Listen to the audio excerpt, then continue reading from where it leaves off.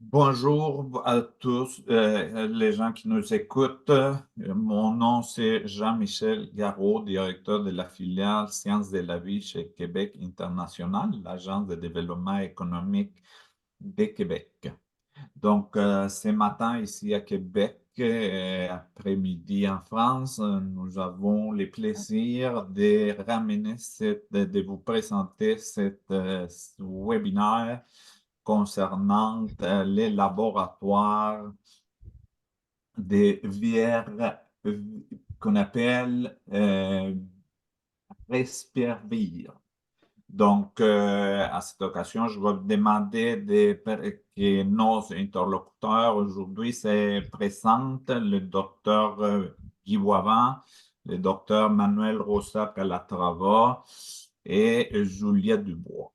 Donc, docteur Boivin, s'il vous plaît, si vous pouvez nous faire une première présentation de votre parcours. Merci beaucoup, Jean-Michel. Ça fait plaisir d'être ici aujourd'hui. Bonjour à tous.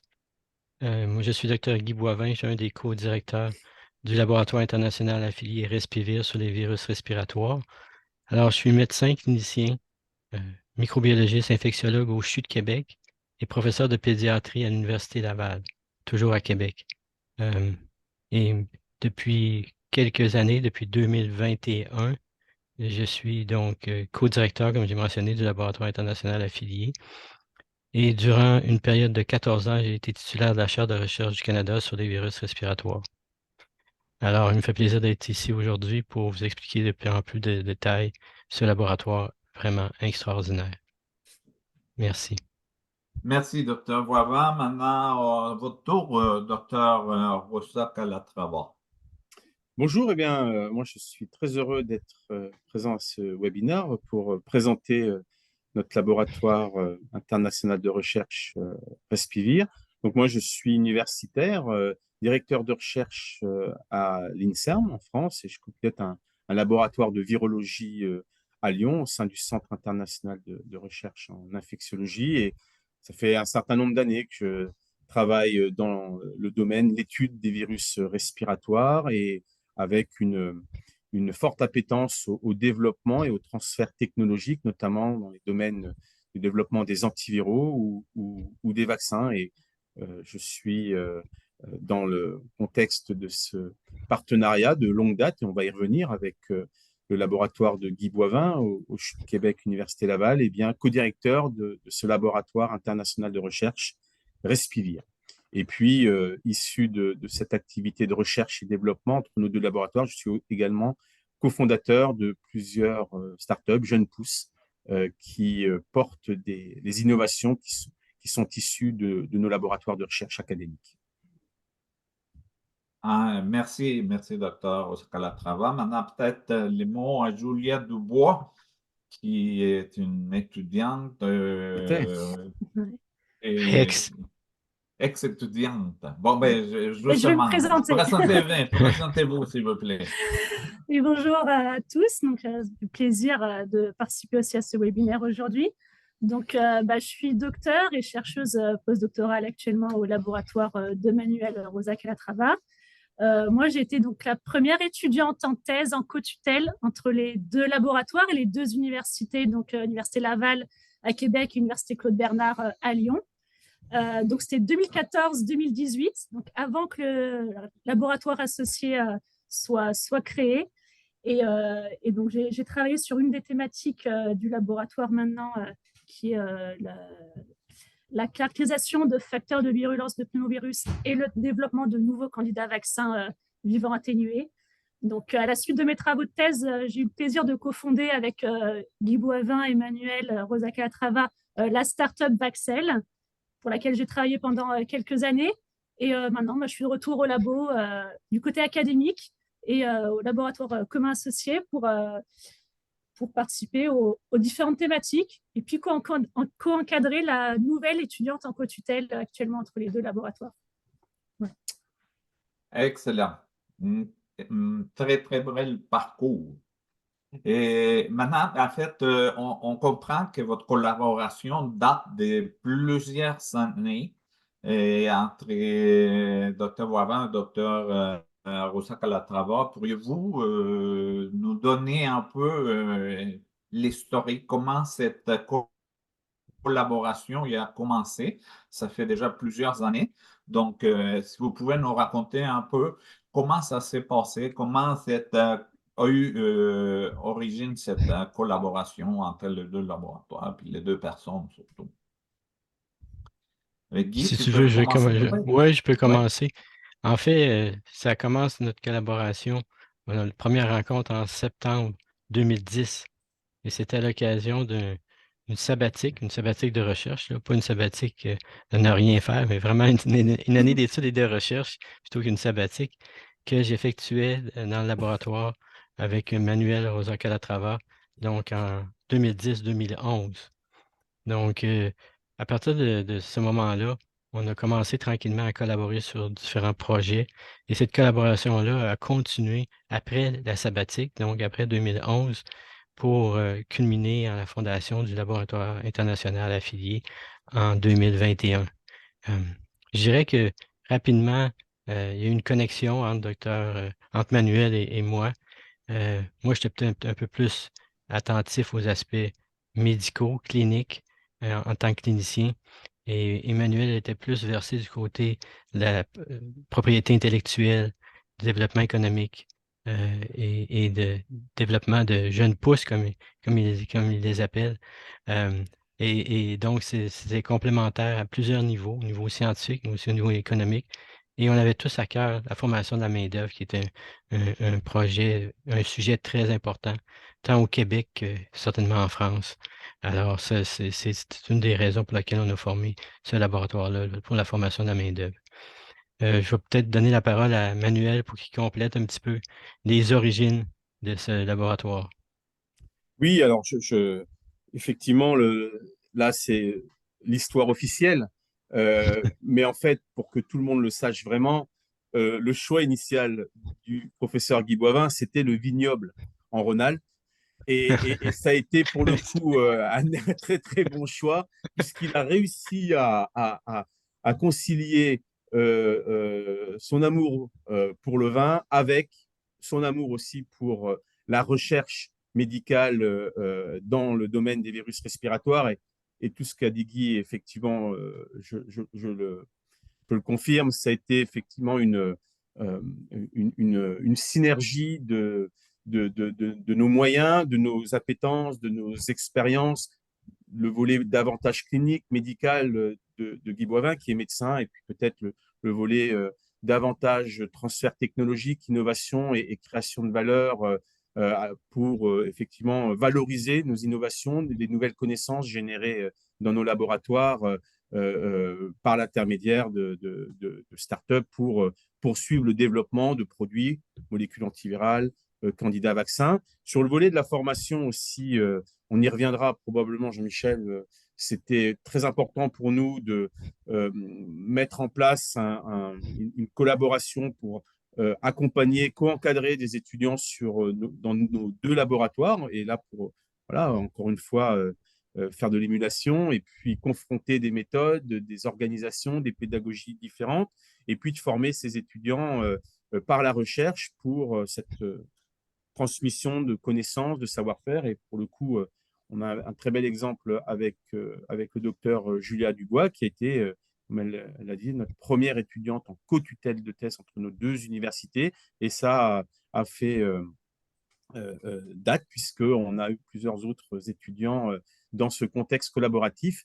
Et puis aussi, et on l'avait un petit peu anticipé, je crois que la pandémie nous a donné raison, c'est aussi la possibilité entre nos deux équipes qui se ressemblent, non seulement sur les thématiques, bien évidemment, mais aussi sur la logistique, c'est de pouvoir mettre en synergie des laboratoires BSL2, des laboratoires BSL3, des animaleries, des moyens, des modèles, des souches virales pour être peut-être plus réactif ou en tout cas davantage relevant ou compétitif par rapport aux enjeux majeurs que représente la recherche sur les virus respiratoires. Et pour le coup, on y reviendra, je pense, on a effectivement aussi un beau bilan avec nos deux équipes dans l'effort collectif contre la pandémie et contre la COVID-19 pendant les années 2020-2023. Excellent. Peut-être pour compléter, Julia Dubois, pour vous à l'époque que vous devez commencer à travailler ou à vous familiariser avec les deux laboratoires, deux personnes, deux pays différents, comment vous voyez, qu'est-ce que vous attirez, pourquoi vous avez embarqué avec cette aventure, je dirais? Et comment vous voyez, parce qu'il y a sûrement de jeunes qui nous écoutent et qui pourront envisager cette possibilité, comment ça s'est passé dans votre tête et dans votre entourage aussi? Oui, alors dans mon cas, ça a vraiment été une opportunité voilà, pas programmée pour le coup. Donc moi, j'étais, alors avant de commencer ma thèse, donc je finissais ma maîtrise, mon master ici en France. Donc je venais d'un stage donc, dans le laboratoire de Manuel et voilà, et je découvrais la virologie et j'avais vraiment envie de continuer donc mon parcours de chercheur avec une thèse. Du côté français, le plus dur dans la thèse, c'est d'obtenir le financement initial. Alors, du coup, à la fin de ce parcours-là, voilà, c'était compliqué de rester au laboratoire sans financement. Et Manuel, du coup, a pensé à... Voilà, Guy était déjà venu au labo. Il y avait déjà eu des échanges d'un étudiant qui était déjà, en plus, actuellement au Québec, mais qui n'était pas une co-tutelle, mais qui était un échange d'étudiants, justement, pour participer un peu à ces travaux de recherche communs. Et du coup, on m'a proposé voilà, de postuler à un poste que Guy cherchait dans son équipe. Donc, c'est un virus que je ne connaissais pas, mais je pense que l'entretien s'est bien passé. On a matché aussi lors de notre discussion. Et puis, il s'est fait que c'était à fin d'année 2013. Et du coup, après, j'ai préparé mon arrivée à Québec et mon aventure pour commencer à la session de printemps 2014. Et découvrir le contexte, parce que du coup, moi, je n'avais pas eu l'occasion de travailler encore avec l'équipe québécoise. Donc, je suis arrivée en découverte complète. C'est sûr qu'il y a eu une partie un peu administrative, un peu lourde au début, parce que la co-tutelle, pour le coup, ce n'était pas quelque chose en place. Donc, c'était un petit peu long. Mais finalement, je pense qu'on ne s'est pas trop mal débrouillé, parce que tout a été mis en place avant mon arrivée à Québec, la partie paperasse. Et puis après, ça a été un peu du jeu pour bien faire matcher les deux programmes de thèse, à la fois celui en France et celui au Québec, parce que le but de la co-tutelle, c'est de valider les deux programmes de thèse en parallèle. Donc, il fallait vraiment remplir tous les requis des deux programmes en parallèle. Donc, voilà comment j'ai embarqué dans cette aventure. Après, peut-être pour compléter et bien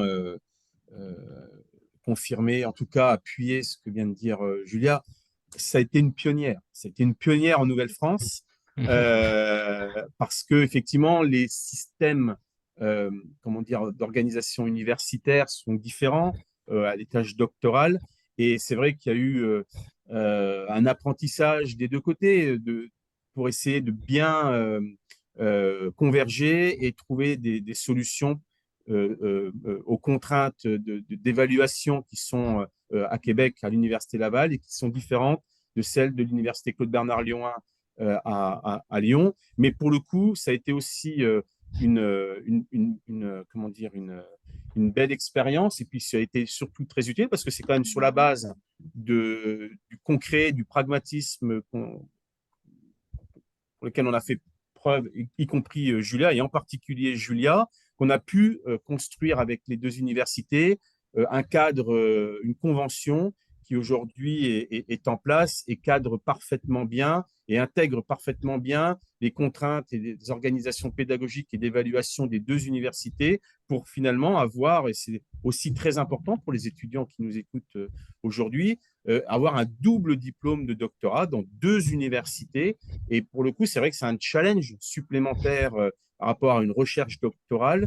Et on peut féliciter Julia d'avoir été pionnière et avec succès dans cette voie-là. Et ça a aussi contribué de manière très significative à la mise en place de ce laboratoire international de recherche et puis à sa pérennisation. En tout cas, c'est ce qu'on souhaite avec Guy et avec les deux équipes, sa pérennisation et son développement dans l'avenir avec Julia, avec les équipes à Québec et à Lyon pour se projeter sur l'avenir, tant sur le plan des programmes de recherche en tant que tels, mais aussi sur le volet accompagnement professionnel de nos étudiants. Et c'est une fierté qu'on a aussi de deux côtés de l'Atlantique, c'est de pouvoir former nos étudiants et de leur assurer une certaine employabilité. Alors, dans notre réseau de partenaires académiques ou industriels, mais aussi en interne, que ce soit dans nos deux laboratoires académiques,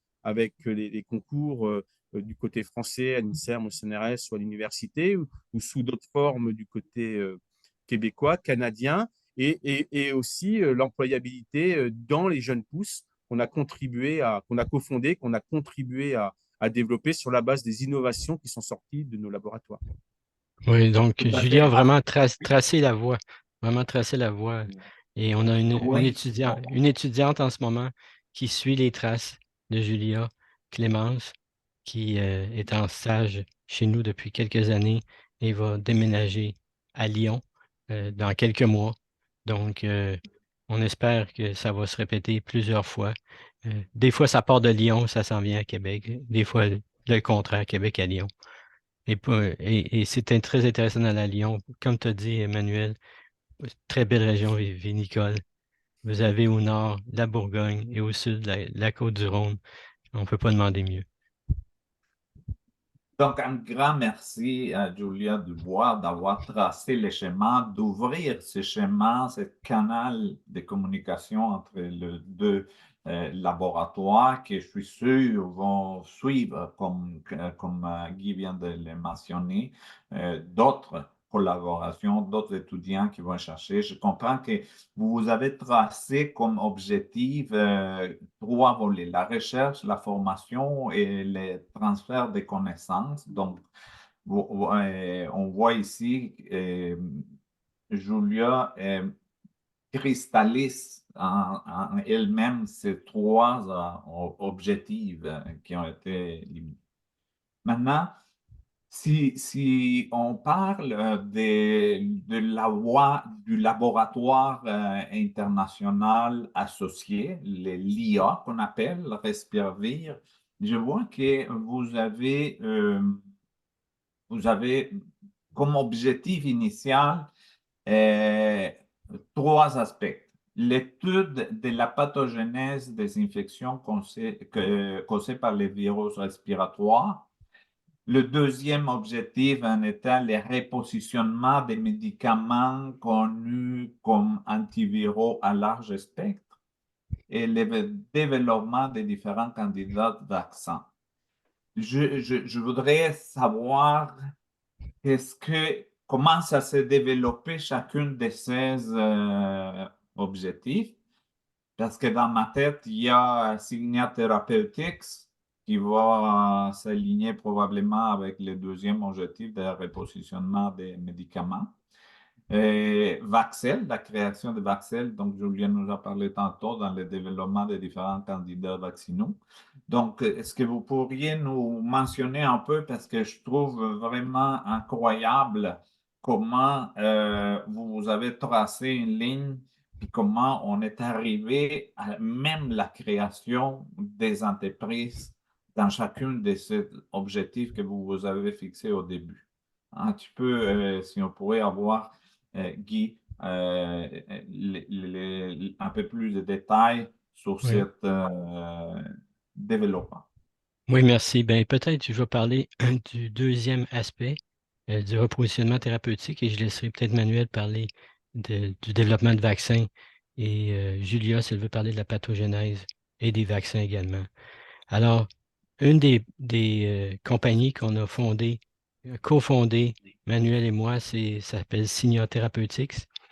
Alors, le but premier, c'était de repositionnement thérapeutique, c'est-à-dire prendre des molécules qui sont déjà sur le marché pour une indication X et vérifier si elles n'ont pas de propriétés antivirales intéressantes. Et je vais vous épargner des détails, mais on a découvert une molécule, entre autres, qui s'appelle le diltiazem. C'est un inhibiteur des canaux calciques qui est utilisé pour traiter l'hypertension artérielle et l'angine de poitrine chez les individus. Et on a vérifié que cette molécule-là avait aussi des propriétés antivirales très intéressantes, actives in vitro et in vivo chez l'animal contre l'influenza de type A et également contre le SARS-CoV-2. Ça a mené à des essais cliniques et on espère un développement ultérieur pour des fins cliniques. Donc, c'est un des exemples, je pense, qui est parlant de repositionnement thérapeutique qui a été la base d'une de nos compagnies, Signia Therapeutics. Manuel, je ne sais pas si tu veux compléter sur Oui, Signia et peut-être aborder les vaccins. je laisserai Julia aborder des vaccins. Ouais. Pour faire le lien avec le premier axe, qui est quelque part un retour, entre guillemets, à la recherche fondamentale, c'est aussi, ça dérive aussi du travail qui a été fait sur le repositionnement de médicaments et finalement, comment dire, l'identification, le criblage d'immunomodulateurs, c'est-à-dire des molécules qui vont cibler l'hôte et qui vont modifier favorablement contre les virus respiratoires et bien, les réponses immunitaires innées notamment dans l'épithélium respiratoire. Et finalement, on a besoin de davantage caractériser ces réponses, ces barrières de défense au niveau du tractus respiratoire pour continuer ce travail d'exploration et d'identification et d'évaluation de molécules qui peuvent être repositionnées et qui vont justement stimuler cette réponse immunitaire innée et donc bloquer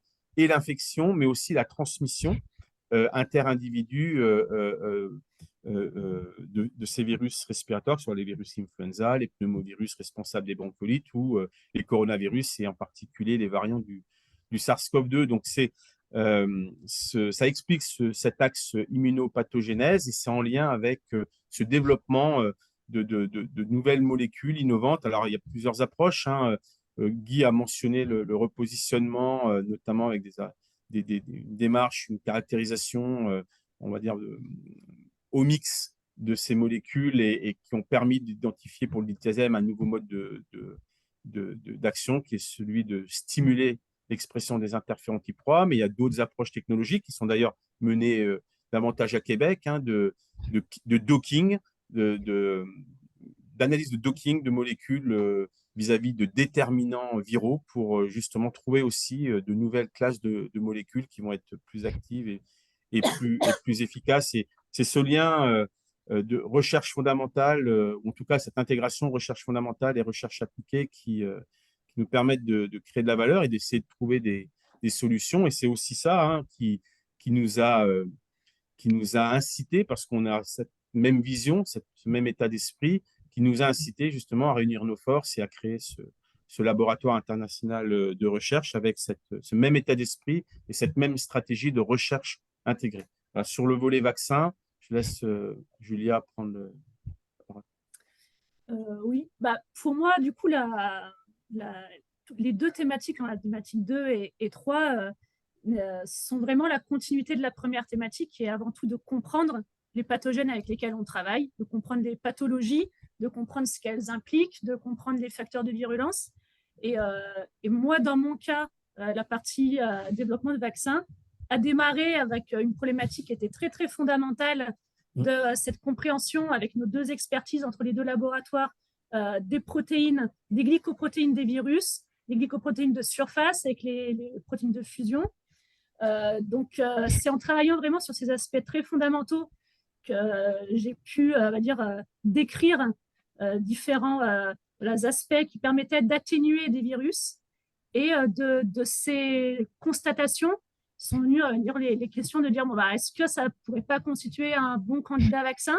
Donc, si oui, on a commencé à réfléchir là-dessus, à développer cette thématique, dire bah, qu'est-ce qu'il faudrait apporter à ce candidat vaccin pour répondre aux besoins des populations et des malades. Donc, on a vraiment développé ça, essayé de caractériser la partie préclinique d'un candidat, d'abord monovalent, et puis petit à petit l'optimiser, aller apporter notre expertise au niveau de la manipulation des génomes des virus pour optimiser ce candidat vaccin donc réplicatif pour vraiment couvrir au maximum de population et protéger contre différentes pathologies provoquées par des pneumovirus, entre autres pour l'instant. Ce qui est important, Jean-Michel, c'est vraiment, et je pense que ce qu'on vient de dire, c'est assez illustratif, c'est cette vision commune qu'on a avec Guy, avec nos équipes, de mener une recherche intégrée, fondamentale, médicale, appliquée également, pour trouver des solutions, être utile et essayer de développer des nouveaux candidats antiviraux, des nouveaux candidats vaccins. Et c'est vraiment cette synergie, cette intégration de différentes recherches fondamentales jusqu'à l'appliquer, d'avoir cet input important aussi médical grâce à Guy. Tout ça, ça nous permet effectivement de mettre en place des programmes ambitieux et de viser ces objectifs qui sont finalement, globalement, hein, de contribuer à mieux contrôler les virus respiratoires émergents et réémergents par des stratégies prophylactiques, par des stratégies thérapeutiques et plus globalement par une meilleure connaissance de la pathogénèse, des interactions fonctionnelles entre ces virus et les cellules de l'hôte, et donc la pathogénèse induite par ces infections respiratoires virales. Oui, et juste pour compléter ce que Julia a mentionné, on développe des vaccins vivants atténués, mais on a la particularité de développer des vaccins non seulement ce qu'on appelle des monovalents contre un virus, mais on a développé des bivalents contre 2 virus, virus respiratoire syncytial et métapneumovirus humain. Et là, on travaille sur des trivalents, 3 virus. Et ce sont ce qu'on veut obtenir à terme, c'est des vaccins contre des syndromes cliniques, des vaccins syndromiques. Alors, un des exemples, c'est la bronchiolite chez les jeunes enfants. Il y a 3 causes principales: le virus respiratoire syncytial, le métapneumovirus humain et par influenza de type 3. Donc, c'est un des trivalents qu'on développe pour le syndrome de la bronchiolite. On développe un autre trivalent pour la pneumonie sévère chez l'adulte. Alors, c'est une particularité qu'on a vraiment de notre côté qui n'est pas existante dans d'autres entités, à ma connaissance. Excellent. Ça fait peut-être presque 20 ans que j'accompagne des entreprises dans le secteur des sciences de la vie, et celles qui ont eu de succès, c'est toujours quand on résout un problème du terrain. Donc, la présence d'un clinicien, d'un médecin qui est en contact avec les problématiques vient aller chercher une solution, une technologie qui va régler ces problèmes de terrain. Mais après ça, il faut se lancer en affaires, il faut créer des entreprises. Comment on fait ces sauts-là on a oui, la base, les bons schémas, on a bien identifié. Mais de là à dire, OK, là, on va créer une entreprise, ça, c'est un challenge majeur. Comment ça s'est passé, ce grand saut entre la recherche, l'identification du problème, trouver la solution, puis créer une entreprise qui demande des compétences beaucoup plus larges, je dirais. Et évidemment, tous les volets de financement qui est assez complexe en sciences de la vie parce que c'est long et très contraignant par toutes les étapes réglementaires qu'il faut suivre. Alors, Je bah, peux je peux vas-y, dire un mot vas-y. avant. C'est sûr qu'Emmanuel va élaborer là-dessus parce que c'est vraiment lui le spécialiste au niveau de la propriété intellectuelle et la valorisation de la recherche. Mais moi, lors de mon premier séjour à Lyon en 2010-2011, c'est là que j'ai vraiment vu l'importance de protéger nos découvertes et l'importance d'obtenir des brevets adéquats. Et soit dit en passant, tous les brevets qu'on a obtenus, plus de 5 brevets communs, je ne sais pas exactement le nombre, mais c'est des brevets qui appartiennent à l'Université Laval et à l'Université Claude Bernard de Lyon. Mais j'ai vraiment réalisé l'importance de la valorisation de la recherche à ce moment-là. Et je me suis rendu compte qu'on était j'étais un peu en retard dans ce domaine-là. Maintenant, je suis beaucoup plus apte à visualiser euh, ce qui va survenir par la suite après une découverte scientifique. Mais je vais laisser la parole à Manuel, qui est vraiment celui qui s'intéresse à cet aspect-là. Et encore une fois, on voit tout l'intérêt de notre partenariat, hein, notre complémentarité.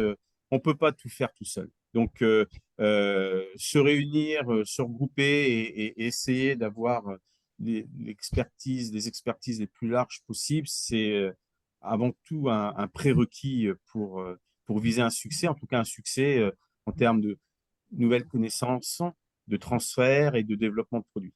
Euh, la valorisation, la propriété industrielle, Guy l'a mentionné, c'est très très important. Donc, c'est vrai qu'on a peut-être été davantage leader du côté lyonnais, mais j'ai mis en place au sein de l'équipe une politique volontariste de valorisation de la recherche académique et de propriété industrielle.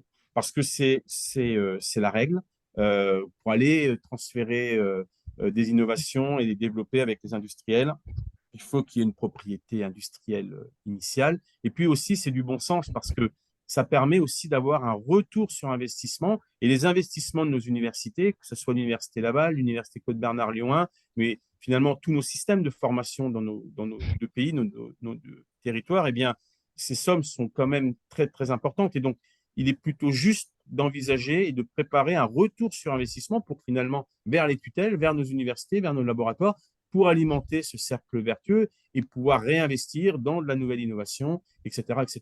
Et puis ensuite, eh bien, c'est vrai qu'on a peut-être en France comment dire, un écosystème davantage réactif ou en tout cas efficient sur le financement de la valorisation et du transfert avec la Banque publique d'affaires, BPI.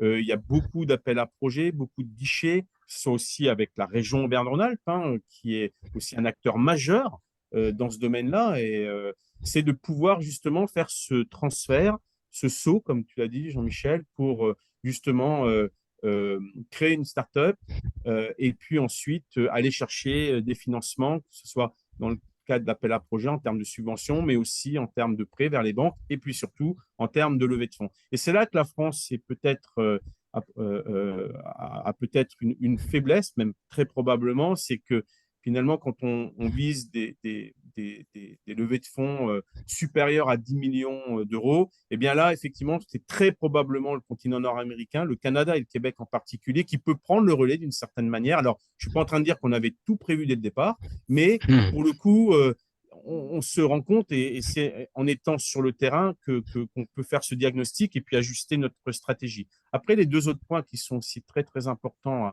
à noter, c'est qu'on a besoin d'être accompagné de structures comme Québec International, notamment, qui fait ce lien entre l'académique et l'industrie et qui fait le lien aussi entre le Québec et les autres pays et inversement entre les autres pays et le Québec pour créer de la valeur, pour accompagner justement les jeunes pousses, les startups à se développer, à venir s'installer au Québec ou inversement aider les startups québécoises à aller s'installer aux États-Unis ou en tout cas faire leur développement d'affaires aux États-Unis et en Europe. Et c'est primordial d'avoir des structures comme Québec International.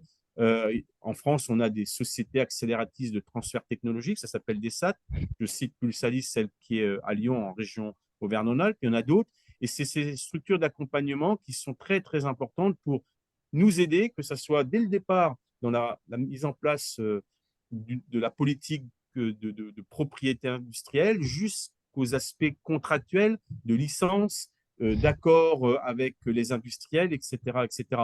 Nous, on a la chance, et c'est peut-être aussi pour ça, Guy, qu'on a peut-être pris le lead ici, du côté lyonnais, c'est qu'on a 2 filiales à l'université Claude Bernard Lyon 1 qui sont ESUS Lyon et Lyon Ingénierie Projet, qui sont très, très professionnelles, très efficientes dans justement l'accompagnement dans le transfert et la mise en place contractuelle pour le développement d'affaires et le développement économique des innovations. Donc, c'est un tout. Encore une fois, c'est mettre en synergie des individus, des institutions, des laboratoires, des industriels, des banques, qui permet de créer cette valeur et d'avancer. Et puis, initialement, le laboratoire de Guy, comme notre laboratoire ici à Lyon, on est très ouvert sur le monde socio-économique avec beaucoup d'interactions avec l'industrie pharmaceutique. Donc, c'est aussi en pratiquant et en étant connecté avec le monde industriel, en étant des partenaires dans des programmes publics-privés d'innovation, de recherche et développement. On a la chance, et je l'ai déjà dit, mais je le redis, ici en région Auvergne-Rhône-Alpes, d'avoir la région qui est très, très supportrice et qui accompagne de manière très significative ces projets publics-privés dans lesquels on crée véritablement de la valeur, on met en synergie des expertises, des moyens et on vise vraiment le développement économique d'innovation. Donc, c'est un tout et je profite du coup pour remercier tous ces acteurs et puis remercier Québec International par ton intermédiaire, Jean-Michel, et toi-même en particulier pour tout le travail que vous faites à Québec pour le développement économique, la création de valeur et finalement le développement au sens large du terme de nos sociétés. Je prends la balle au bon pour annoncer qu'il y a une filiale canadienne, une filiale québécoise de Vaxel qui a été créée il y a quelques mois. Donc, on avait Vaxel qui avait été créé initialement à Lyon et maintenant le Vaxel Canada qui est basé à Québec. Donc, une première compagnie, première filiale hors France d'une de nos compagnies. J'ai toujours trouvé par ailleurs que la région Rhône-Alpes, c'était un petit peu la Silicon Valley de l'infectiologie, avec les Sanofi, les Biomérieux. Dans le temps, il y avait Mérial.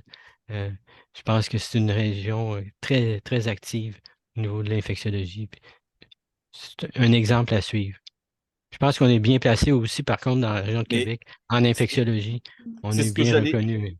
C'est ce que j'allais dire, Guy. Je veux dire, là aussi, on voit la complémentarité des territoires. Dans le domaine de l'infectiologie, Québec, vous êtes aussi très bien lotis avec des entreprises majeures qui sont implantées et avec aussi un rayonnement international. Et pour le coup, là aussi, on se rejoint et c'est cette mise en synergie de savoir-faire et de développement économique, scientifique et sociétal qui nous permet d'avancer collectivement. Et en plus, on a une histoire, comment dire, spécifique entre nos territoires, nos pays, et c'est aussi très important de mentionner. Je crois que le Centre Jacques Cartier aussi, qui contribue à toute cette dynamique et à ces liens, c'est aussi de défendre la francophonie, notamment dans la recherche, en santé, et c'est très, très important. Et c'est aussi pour ça qu'on a ces connexions privilégiées, historiques privilégiées, et qui nous permettent d'avancer, parce que je crois qu'on a une vision, des valeurs qui sont communes. On est en 2013-2015, on est étudiante, on doit faire des publications, mais s'il y a un brevet, la possibilité de faire un brevet, on ne peut pas tout publier. Comment on jongle avec ce besoin d'académique? Si on veut avoir un diplôme, il faut faire des publications, mais d'autre côté, il faut se préparer. Comment Julia Dubois est jongler avec tout ça? Oui, c'est vrai que le parcours de formation académique nous prépare pas à la rédaction de brevets. En tout cas, à mon époque, ce n'était pas le cas. Maintenant, un peu plus, il y a plus quand même de possibilités voilà, de stages, un peu de préparation à ça. Et puis, en tout cas, du côté français, je sais qu'on encourage un peu plus déjà la création aussi de valeurs à l'issue des thèses et compagnie. Mais c'est vrai qu'à l'époque, moi, j'étais dans une thématique, une approche vraiment très académique de rédaction d'articles scientifiques. comme vous l'avez dit. Donc, au début, on réfléchit comme ça. Et puis, au fur et à mesure des discussions, on commence à voir le potentiel qu'il y a derrière et puis les prochaines ouvertures. Du coup, c'est vrai que c'est des contraintes de calendrier, on va dire, d'apprendre à rédiger un brevet et de répondre à ces contraintes-là pour pouvoir protéger l'invention avant de publier la recherche scientifique. Donc ça se prépare en parallèle et dès qu'on a le go d'un côté, on peut enfin communiquer plus ouvertement sur ce qu'on a démontré. Mais c'est vrai que c'est vraiment au quotidien, on apprend, enfin moi en tout cas j'ai appris comme ça. J'étais confrontée à ce cas-là, il fallait écrire ce brevet, vraiment interagir avec les gens dont c'est le métier et qui nous accompagnent heureusement ici. Donc on a pu quand même avancer assez efficacement. Et puis au fur et à mesure, on acquiert de l'expérience et on jongle plus facilement de l'un à l'autre et on time ça aussi un peu mieux pour les prochains dépôts. Oui, comme tu dis, Julia, on commence à avoir un peu plus de... Oh, excusez-moi, vas-y, Manuel. Non, je disais, c'était pour rebondir sur la question de Jean-Michel, qui est une très, très bonne question. C'est des étudiants qui nous écoutent en France et au Québec. Il ne faut pas opposer la publication au brevet. Bien au contraire, l'un nourrit l'autre et inversement. Quand je disais tout à l'heure qu'on avait mis en place une politique volontariste de valorisation et de propriété industrielle, c'est surtout avec les filiales de l'université et en coordination avec l'Université Laval sur les thématiques qu'on mène dans le cadre de notre partenariat et maintenant du laboratoire international de recherche, c'est aussi de s'organiser et d'établir un plan qui va permettre de breveter sans impacter négativement sur la publication. Et ça, pour le coup, on l'a expérimenté depuis 15 ans. On a un bilan plus qu'honorable en termes de publication et en même temps, on a un bilan aussi bon en termes de dépôt de brevets. Et la plupart de nos brevets, pour ne pas dire tous ceux qu'on a déposés en commun, ont été délivrés aujourd'hui. Donc, au contraire, c'est une organisation, c'est aussi une adhésion. C'est une adhésion au principe que j'exposais précédemment, c'est-à-dire de créer de la valeur pour avoir un retour sur investissement vers nos universités, vers nos pays, pour pouvoir continuer à investir dans l'innovation. Donc, il faut s'organiser, il y a des méthodes.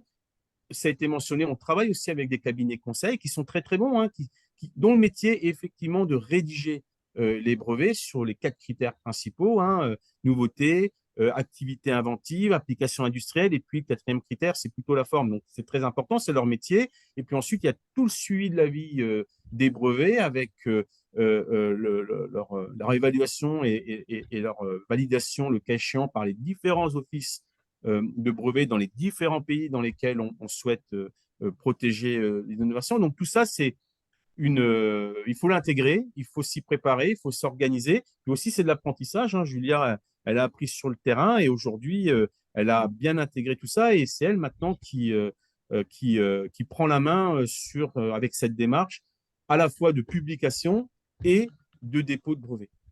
Oui, je veux renforcer ce que tu viens de mentionner, Manuel. Je pense qu'avec l'expérience, et on l'a acquise au cours des années, il n'y a pas de compétition entre soumettre un brevet et écrire un article pour publication.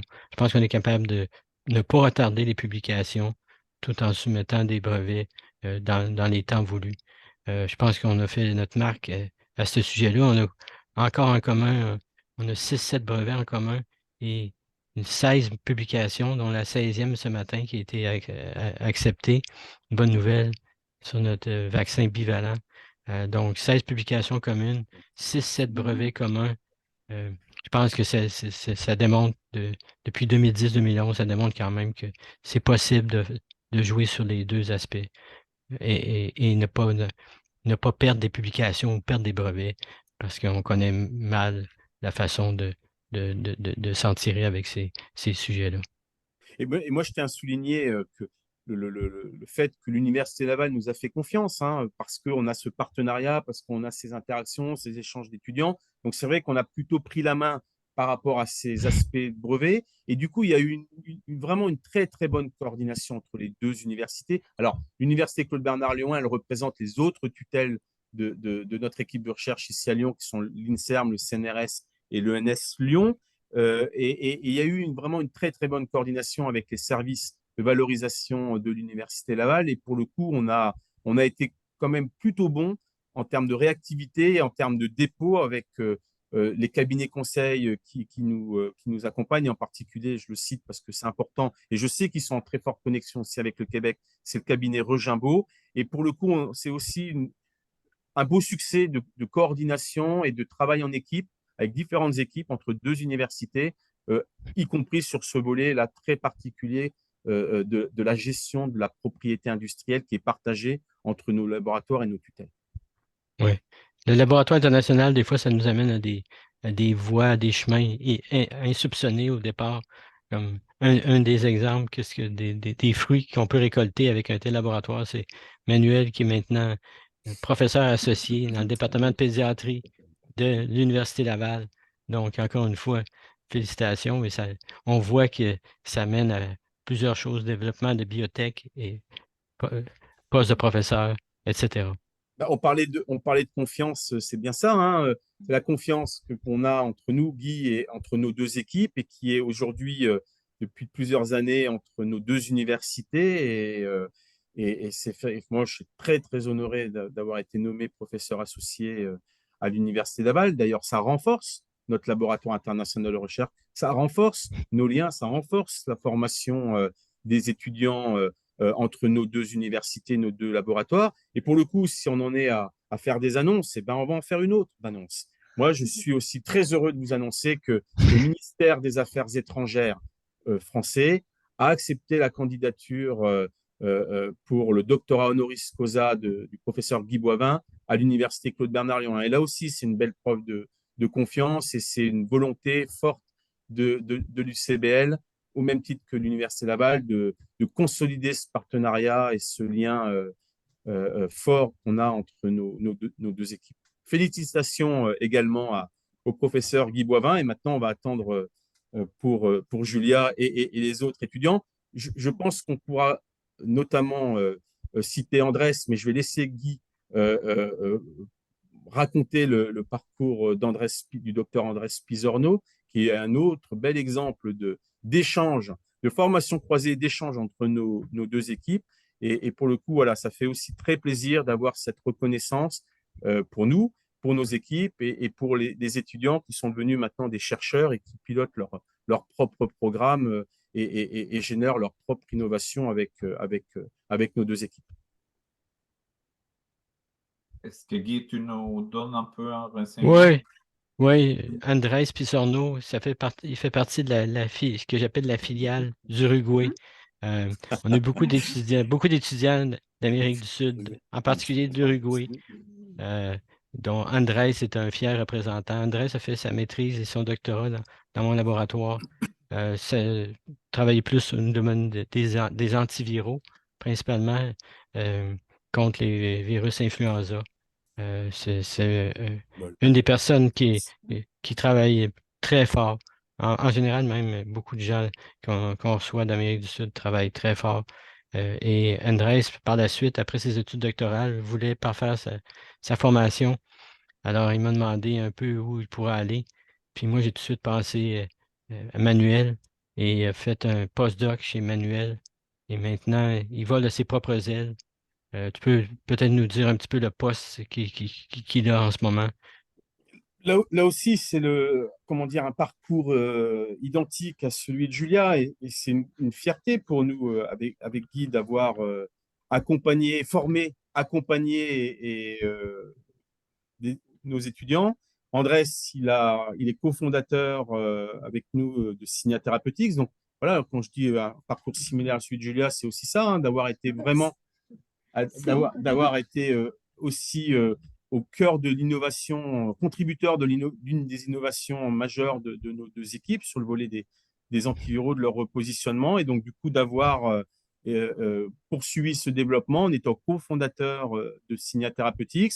Et puis, comme Julia, il est revenu au laboratoire de recherche pour poursuivre ce travail. On était entré en connexion avec Signia Therapeutics. Et d'ailleurs, on est en connexion largement avec Vaxel également. Hein. Tout ça, c'est une démarche intégrée. Et aujourd'hui, Andrés, avec tous les efforts, tout le travail accompli, eh bien, était aussi reconnu pour son excellence. Il a, en fin d'année 2023, eh bien, réussi le concours de chargé de recherche à l'INSERM, qui est un concours très élitiste et qui, du coup, renforce à la fois l'équipe ici, mon équipe ici à Lyon, mais surtout le laboratoire international de recherche Respivir, dont il est le directeur scientifique depuis sa création. Donc voilà, aussi un bel exemple de formation, d'accompagnement et de nos étudiants. Et pour le coup, là, c'est la France qui remporte la mise parce qu'il a été extrêmement bien formé au Québec et aujourd'hui, il bénéficie à la France, en tout cas à l'INSERM, en tant que chargé de recherche, mais il contribue très fortement au laboratoire international de recherche Respivir et on peut vraiment s'en féliciter. Et c'est un très beau bilan sur le plan humain et sur le plan de l'employabilité, de la formation et de l'employabilité de nos étudiants. C'était notre objectif aussi dans ce partenariat de recherche et cette pérennisation avec cette création du laboratoire international de recherche. D'ailleurs, nos deux universités nous ont soutenus aussi et surtout pour cela, parce que c'est important de former nos étudiants par la recherche et puis ensuite de leur permettre de leur donner une employabilité et quelque part de prendre le flambeau pour pérenniser le plus loin dans le temps possible ce laboratoire international de recherche. Good. Et si je voulais juste mentionner que pour les gens qui nous écoutent, s'ils veulent poser des questions, ils peuvent nous écrire ou nous faire parvenir vos questions qu'on va transmettre à nos conférenciers. Et, je voulais savoir quelles sont les prochaines étapes pour ce laboratoire conjoint. On sait bien que les challenges, quels seront les plus grands challenges qui s'en viennent pour ce laboratoire Respivir? Je pense que avoir d'autres étudiants en co-tutelle, c'est un des objectifs. On a mentionné qu'il y en a eu 2 en ce moment, mais c'est certain qu'on en veut plus que 2. Un autre objectif que j'ai, qu'on n'a pas eu l'occasion de discuter encore beaucoup, mais c'est non seulement d'avoir des étudiants en co-tutelle, mais d'organiser des stages pour le personnel qu'on a dans un domaine précis pour apprendre une méthodologie particulière où on pourrait avoir des échanges entre nos 2 laboratoires d'employés qui viennent apprendre une nouvelle technique, développer une nouvelle méthodologie. Ça, c'est certainement important. Et le développement de filiales comme la Vaxel Québec, c'est un autre objectif qu'on recherchait depuis longtemps. Et maintenant, c'est rendu au point d'aller chercher des investisseurs pour la phase 1 qui s'en vient bientôt, je l'espère. Donc, c'est un peu des objectifs que j'ai en tête pour le laboratoire international en ce moment. Manuel, peut-être compléter? Pour compléter, notre objectif, il est clairement d'avoir un affichage formel à l'international. Donc, pour aller aussi chercher d'autres types de financement pour compléter ce qu'on a sur nos programmes de recherche en propre ou en commun. Et là, pour le coup, on peut aussi vraiment remercier l'Université Laval, l'Université Claude-Bernard-Léouin qui ont financé la mise en place, le fonctionnement et les échanges, le coût des échanges des chercheurs ou des étudiants. On a aussi été très heureux et on peut les remercier aussi initialement d'avoir eu un soutien très fort financier de la région Auvergne-Rhône-Alpes, qui est très, très supportrice aussi de ces échanges et de ces connexions à l'international et en particulier avec le Québec.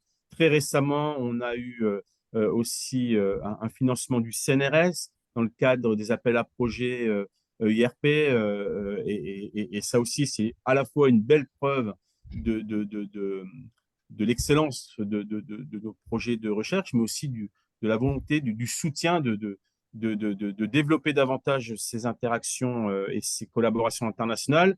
Et pour le coup, lors de dernières rencontres alternées des premiers ministres français et québécois au mois d'avril, eh bien, c'est vrai que notre laboratoire international Respivir eh bien, faisait partie de la ronde de signature d'entente entre nos deux pays. Et ça a été une très, très belle reconnaissance, une très, très belle mise en lumière de tout ce qu'on a fait, de tout ce qu'on souhaite faire à l'avenir et finalement du travail collectif entre nos tutelles, nos universités, nos deux laboratoires, nos deux équipes. Et pour répondre plus précisément à la question sur les perspectives, ben, on a décidé au dernier comité de direction, d'ailleurs dans une logique encore une fois, de contribuer à un meilleur contrôle des pathogènes viraux respiratoires, d'intégrer un nouvel axe qui est focalisé sur la qualité de l'air intérieur. Donc là, c'est des savoir-faire qui ont été développés ici à Lyon et qu'on a intégré maintenant au laboratoire international associé et qu'on souhaite déployer au Québec. Et là, pour le coup, on peut remercier déjà de manière très sincère Québec International qui va nous aider, qui nous a déjà bien aidés et qui va continuer à nous aider pour ce déploiement de Virexpert à Québec et pour le coup d'amener une approche supplémentaire dans ce contrôle des virus, dans ce contrôle de la dissémination de ces pathogènes viraux respiratoires, c'est améliorer la qualité de l'air intérieur et notamment dans les environnements très spécifiques que sont ceux des transports, des milieux hospitaliers ou encore des établissements recevant du public. Mais je crois qu'on pourra le développer à une autre occasion. Mais c'est très, très important d'avoir cette approche technologique également qui complète les trois axes qu'on a pu décrire précédemment dans ce webinaire. Effectivement, je pense que j'ai eu la chance et le plaisir de vous connaître, Dr. Boivin, Dr. Osagala-Trara, depuis plusieurs années. C'est une inspiration, je dirais, pour les cliniciens, pour les chercheurs, une source inagotable de différentes initiatives. On a deux entreprises bien établies, une troisième avec Virexpert qu'on va sûrement vous accompagner dans leur développement. Et j'aimerais que soit cet laboratoire SPV soit un exemple de ce succès qu'il y a entre la recherche universitaire, les transferts de technologie, puis la création d'emplois. Nous, comme agence de développement économique, on va supporter toujours des initiatives comme celle-là qui va faire la création des emplois et puis des solutions des problèmes sociétals comme c'est surtout. Merci. Et Merci, il y a Michel. eu il y a peut-être un mot de la fin de chacun d'entre vous. Il nous reste une minute, quelques secondes.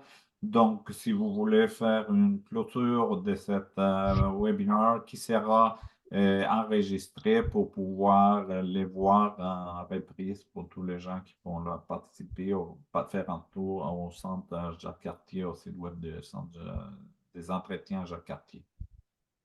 Juste un mot pour compléter que les laboratoires internationaux, ou les laboratoires internationaux plutôt, il y en a, je crois, 10 à l'Université Laval. On est le seul jusqu'à tout récemment de la faculté de médecine. Et ce qui témoigne de notre coopération lors de la visite du premier ministre français à Québec, au Québec, il y a eu sept entreprises qui ont été amenées à présenter la collaboration France-Québec et on était une de ces 7 entités-là qui a été retenue pour sa coopération entre la France et le Québec. Donc, c'était à noter. Merci, merci. De votre côté, la France, dernier mot. Oui, non, mais juste merci de nous avoir permis de témoigner sur la création de ce LIA et de cette collaboration qui dure et qui va durer encore dans les prochaines années. Pour conclure, moi, je remercierai le Centre Jacques Cartier pour cette mise en lumière comme tu l'as dit, Jean-Michel, de tout le travail accompli et des perspectives avec ce laboratoire international de recherche, tant sur le volet scientifique et médical, mais aussi sur le plan économique et sociétal avec la création d'emplois et l'employabilité notamment de nos étudiants. La défense de la francophonie, en tout cas la contribution à la francophonie, et je crois que c'est un thème très important pour le Centre Jacques Cartier, pour nous-mêmes. Et puis, un grand merci aussi à Québec International. On a remercié beaucoup d'entités du côté français de manière très légitime, mais je souhaitais vraiment remercier Jean-Michel et puis Carl Leviel, le PDG de Québec International, pour à la fois, évidemment, l'accompagnement historique de longue date de nos travaux, mais également ce que fait Québec International globalement. Et je pense que le bilan, il est extraordinaire. Donc, bravo à vous. Félicitations et on est très content de votre confiance et de votre soutien. Et merci à tous ceux qui nous ont écoutés. Et voilà, longue vie au Laboratoire international de recherche Respivir. Effectivement. Merci à vous. Puis notre prochain webinaire avec votre suivante de développement. Merci. Merci Merci, à beaucoup. bientôt. Au revoir. Au revoir. Au revoir.